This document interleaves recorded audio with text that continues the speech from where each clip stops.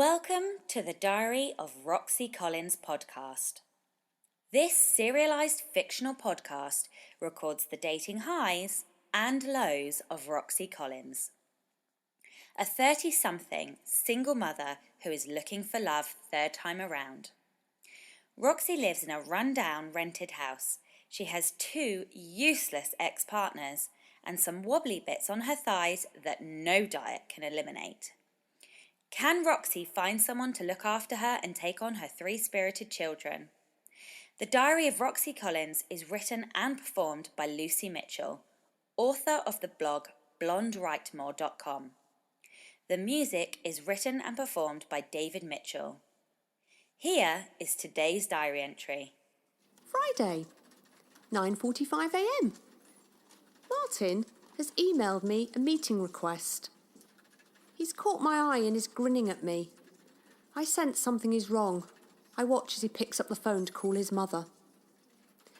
As Martin has a loud voice and insists on taking personal calls at his desk in the office, we're all treated to an update on his mother's health. He only left home 2 hours ago, but obviously feels the need to check whether there's been a change in his mother's bowel movements. Sadly, there hasn't been any change. So he is busy suggesting she makes a start on the bumper-sized packet of prunes in the food cupboard and takes a warm bath. I'm just checking my daily horoscope from my favourite astrologer, Mystic Clive. Apparently, as a Gemini, I can expect some exciting news today. The only news I've had so far is that my bank account is overdrawn, and that was not exciting. Pull a disappointed face at Mystic Clive's photo on my phone screen. 10:01. Enter meeting room with Martin and Marcus, our senior manager. I have no idea what this meeting is about. I'm trying to avoid looking Marcus in the eye. The office Christmas party and our unexpected kiss over the photocopy machine is still on my mind. Marcus and I have never spoken about what happened. At the time of our kiss, Marcus was in another department, so ignoring him post our drunken clinch was easy. And then he got promoted and became our senior manager. I can't help but sneak a glance at him. It got quite passionate between Marcus and I. At one point I was sat on top of the photocopy machine, kissing him like crazy. Then I somehow accidentally pressed something on the photocopy machine control panel. To my horror, the machine leapt into action and started photocopying my denim jean-clad bottom. Neither Marcus or I could work out how to stop it in our drunken state. Our kiss resulted in 1. 100 double copies with staples of my denim jean-clad bottom. 2. A puzzled-looking office junior who, the following day, had to sift through all the photocopies. And 3. Me embarking on a drastic food diet as my denim jean-clad bottom photocopy highlighted a few pressing body shape issues. 10:04. Martin has been promoted and is now my new line manager. I feel sick. Consider tweeting Mystic Clive to tell him that his Gemini horoscope for today is rubbish. 10:06. Martin is looking forward to managing his new member of staff, me. Marcus is staring at me. For an older man who is in his late 40s, he knows how to set female hearts racing with his sculptured hair, sharp pinstripe suit and exotic aftershave. 10:07.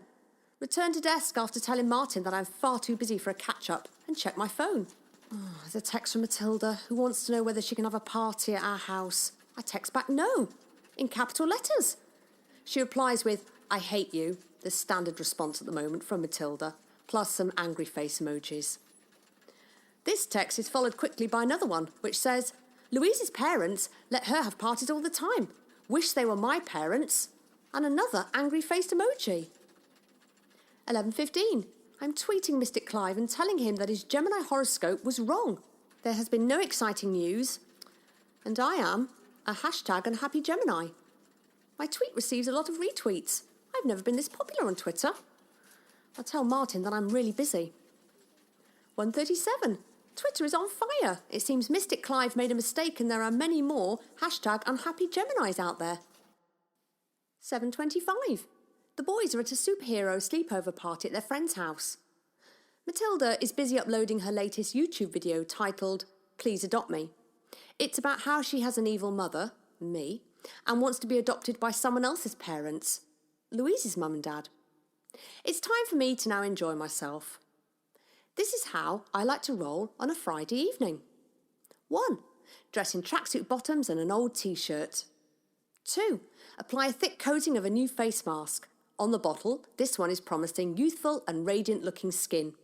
I need all the help I can get at my age.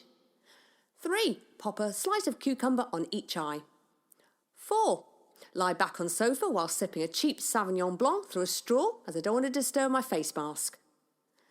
5. Listen to loud, soothing whale music. 7:28. There's a knock at my front door. Oh, who can this be? I'm staggering to the door, clutching bits of cucumber and my glass of wine plus straw. My whale music is blaring out. I'm unlocking the door and I'm gasping at how tight the face mask feels on my cheeks. 7:29. There's a load of family on my doorstep. There's Maggie's jilted fiancé, Vince, his father, John, Maggie's father, Uncle Bob, and Great Aunt Vera in a wheelchair. Everyone apart from Great Aunt Vera is giving me an odd look at the sight of me and the loud wailing sounds coming from my living room. Great Aunt Vera is pointing at my wine glass with her walking stick and shaking her head in disapproval. 7:45. Everyone is squeezed into my lounge. I've given everyone a drink, a soft one for the two fathers, a bottle of beer for Vince, and a large glass of sherry for Great Aunt Vera. Uncle Bob has just announced that the family want me to go to Greece and persuade cousin Maggie to come home. Vince, the fiancé she jilted a fortnight ago, is devastated and has failed to talk her round. According to the family, I am the only one left who Maggie will listen to. 7:47. My mouth is gaping at the news. Uncle Bob has just offered to pay for my flight and travel expenses to Greece. You're not to spend Uncle Bob's money on booze, Roxy, croaks Great Aunt Vera from a wheelchair, before draining a glass of sherry and asking me for a top-up.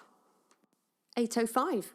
Whilst the family discuss my chances of bringing Maggie home, I beg Shaz via text to look after my kids whilst I'm in Greece. She strikes a hard bargain. I have to send her Derek's mobile number. 8:45. Family is still discussing my chances of bringing Maggie home, and I'm busy sending Mystic Clive a heartfelt tweet about how his Gemini horoscope was right in the end. I'm apologising for any misunderstanding about my earlier tweet and the fact that it got 40 retweets. I'm sure Mystic Clive will still love me tomorrow. 9:05. Closing the door on the family and jumping around the room like a crazed lunatic. I am going to Greece! Hurrah!